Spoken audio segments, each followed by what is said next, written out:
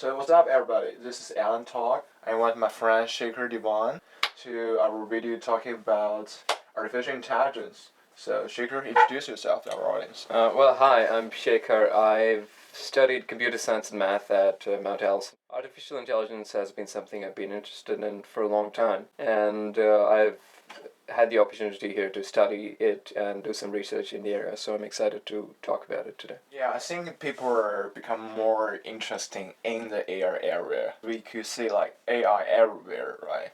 Like every time a new phone release, like the manufacturer we're talking about, like AI power the whole phone performance or whatever. Many people I don't think have a very clear or exact definition of AI. So could you just give us like a brief introduction to it? Absolutely. So I think those people are right. There isn't a clear definition of AI anywhere. Nobody has a consensus on it. The word artificial intelligence doesn't say much beyond that. We're trying to recreate intelligence artificially, but nobody knows what intelligence really is. Yeah. And so we don't really know what it would mean to recreate it artificially. The recent developments in AI, the exciting ones have been in the area of machine learning, right? The really popular ones. That's been in the last decade or so. Machine learning takes some of the techniques of statistics, which work with data. So you have a collection of observations, you record them, and so suppose you record the height of 100 people, right? That's data now. Yeah. And you can say, what's the average height? With AI, what you can say is, suppose I give you a bunch of variables. Can you predict height? That's one of the ways in which we can use AI to answer questions that we're interested in. Can I say that like many commercials today, they mistakenly use the AI word? Actually, it should be machine learning, I think. Yes, partly it's got more cachet to say it's AI, but I think AI gives it, like for marketing purposes, they use it. I agree with you, like the field of machine learning is hyped a lot, and in a lot of people's opinion, it's hyped too much. But It's hard to give a definition of intelligence. Humans are still struggling to define what are humans. Like, we are intelligent, but we can't even know what kind of intelligence we have. But we are creating like an artificial intelligence, right? Do you think it's dangerous? That's an interesting question. I think many people are panicking about AI, like many films, novels, science fictions, talking about this, and people panic. I think that's because of this. Like we don't know it. Right. Let me answer this question at a higher level. I think as humans, we've created many deadly technologies. We have the hydrogen bombs that will annihilate all of us Yeah. if we let them loose. So we're past the point of believing that humans as a species are safe Yeah. for ourselves. So it's not as if AI is something that's dangerous in a way that we have not created things before. And maybe we can hope that we can balance some of the dangers of the past with some of the new inventions of today. We're not at the point where we're creating anything like the kind of intelligent human is, right? AI is, it seems, quite far away from the kind of intelligence we have. Yeah. But in the short term, I think the bigger concern with AI is it's used by humans to attack other humans. So in China, for example, face recognition is a big thing, and AI is good at that. So they're using that to recognize people protesting, people breaking laws, right? AI can control drones and make decisions on who to shoot. AI could make decisions on when to launch a nuclear strike because sometimes you don't have a lot of time to respond. There's not enough time to get a human in the loop. So in that sense, there's a lot of ways in which AI could threaten our day-to-day.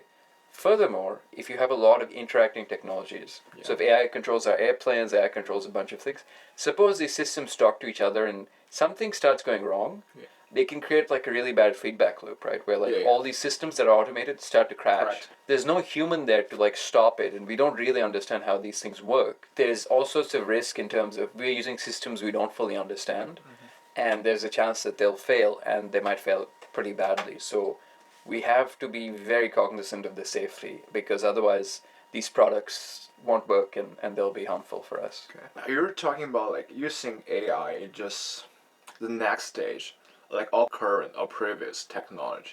It's like there's nothing really new. Yeah. You're talking about that. So it's still like a tool used by human beings. Yes. The only difference is like more intelligent. It's a more powerful tool than what statistics had as a field. So given a lot of data, machine learning will outperform standard statistical algorithms. You can just feed it into the machine learning model and it'll figure it out.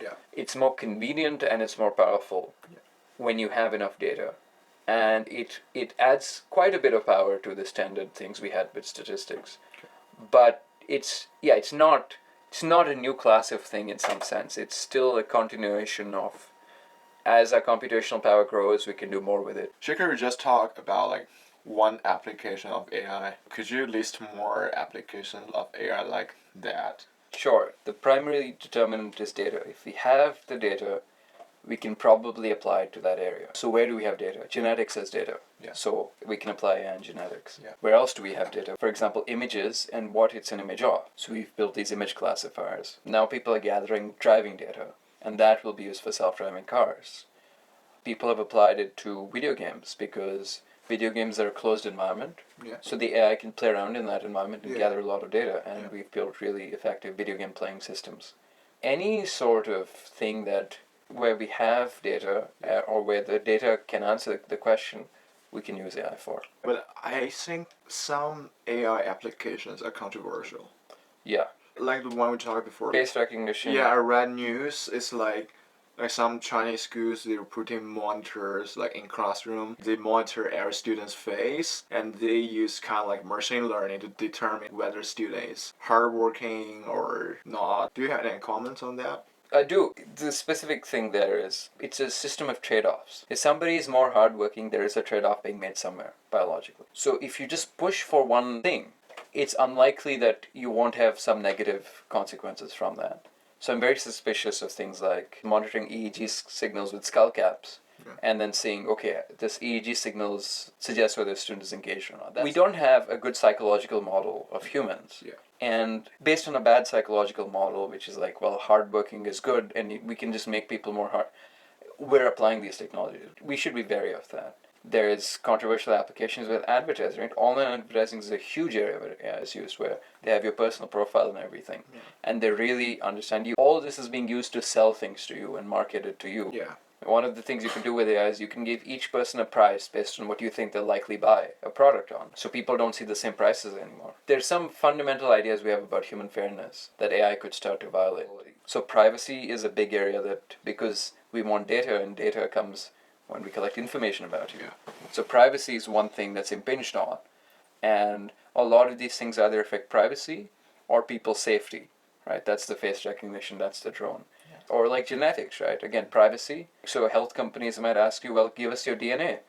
Insurance company, we'll scan it, we'll figure out how likely you are to get certain things, and based on that, we'll give you an insurance back. It might be okay in some cases, but there's a lot of cases where it's like, we're talking no longer about accepting humans as really, and I'm not in favor of that, for sure. Okay. Every time human has some technology breakthrough, it will enhance our bright side, but also if we have disadvantage at our first place, it will enhance that too. I feel like we have many lacks of law of privacy, so the show up of AI just intensified this. Especially in the big country like China or States, consumerism and capitalism, they're very strong. So they just get your data and they put the exact ad you want to see and you would buy. I think that's a really bad thing. So is there any a possibility at this point we get a new tool, AI? We could use that new tool to correct our past disadvantage. I think there is a possibility, but with something as powerful as this, people will use it badly. We could correct for, suppose you're hiring somebody, right? We know, for example, interviews are not the best way to hire somebody, because when most people interview, they're just looking to find somebody like them. If the person is similar to that, they'll hire them. If you had AI sort of bettering hiring decisions by looking at, what candidates tend to be successful as this, but that's fairer in some sense, right? So that's an interesting way of correcting for bias that's been there in the past. But if on the other hand you use this for certain billionaires to make more money by exploiting even more margin from people, that doesn't seem like a great way for me to. Yeah. And for companies to be how can we sell more addictive products to people, or for governments to be how can we control people more, or how can a president, even in the US, it's how can we advertise political ads better so we can get reelected? Yeah. These are things where you're no longer giving people agency and autonomy, and you're taking it away from them, and you're just sort of turning creatures into these sort of like enslaved machines. We don't want these machines to enslave us, and there's a big risk that we will, to some extent, move towards that. How many of us have a hard time getting away from our phones? Yeah. Imagine if this was an immersive 3D VR environment with all this AI trying to make it as interesting for you as you know? That'd be kind of scary, and a lot of people might get trapped in like this. I think it could happen. What you say just reminded me of a very famous philosophical experiment, right? Right. If there's a chair and you sit on that, it will give you unlimited pleasure and joy, but everything is fake. Right. Like, where you sit on there like for your entire life. Many people feel panic about AI is because it's too powerful, it's too strong. But like for me personally, I feel it's stealing people's autonomy. Defines human. It's like we have our autonomy and free will. Yeah. That's pretty important. What do you think of this? Somebody could say we're not really taking away people's free wills because they're using these products by choice. But I think it's ridiculous to say people use their smartphone on their will. But what happens if like there's nothing else to choose from? Exactly. But even today when there is, you cannot have a smartphone, right? If you're just going to be around other people and going to be friends with them, they will want to use a smartphone to communicate with you. It's really hard not to be a part of that. And if all your friends are in this digital reality having a lot of fun or exploring things together and you want to be friends with these people, you're sort of coerced into that, right? It's the same with any substance that if your friends take it, it's more likely you will because it becomes a part of the thing, right? And when it's as powerful as this. And it takes away people's autonomy because, so suppose we're talking even like video editing, right? Currently AI is not bad at improving photos. We'll get to videos very soon. Videos are just a series of photo frames. He'll get to audio as well. And suddenly we'll have these videos where people look really nice, sound really intelligent. And then when you talk to people in reality, they don't sound like that. Yeah. What are you going to do then? Are you going to have an AI intermediary between two people to make them look pretty and all this for your eyes? Like, if we can't accept reality anymore, then online people look wonderful. Right now, online's like this 2D world, right? It's not too immersive. Imagine you just, like this entire 3D thing, imagine you could even touch them with like haptic feedback and stuff, right?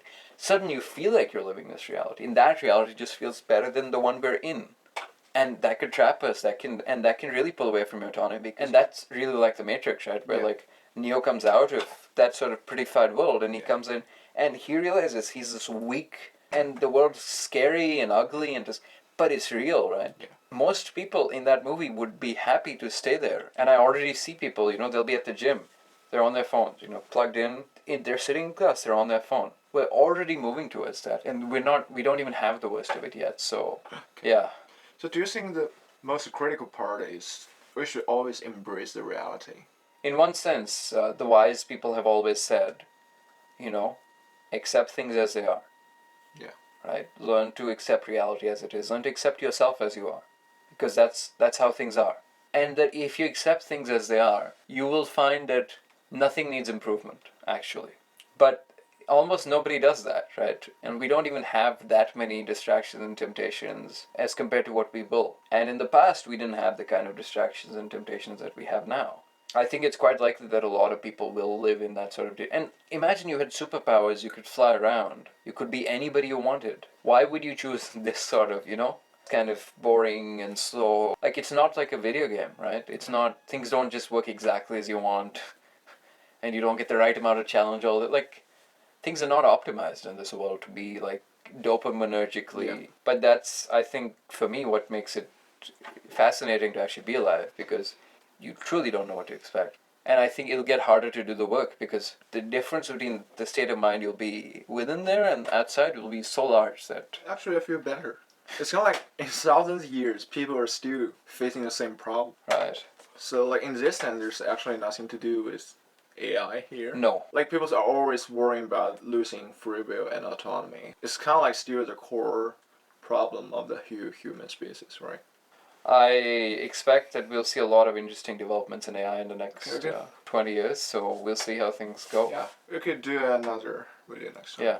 Okay, thanks to you for coming here. Thank you, Alan. Okay, thanks for everybody. That's so much for today. See you next time.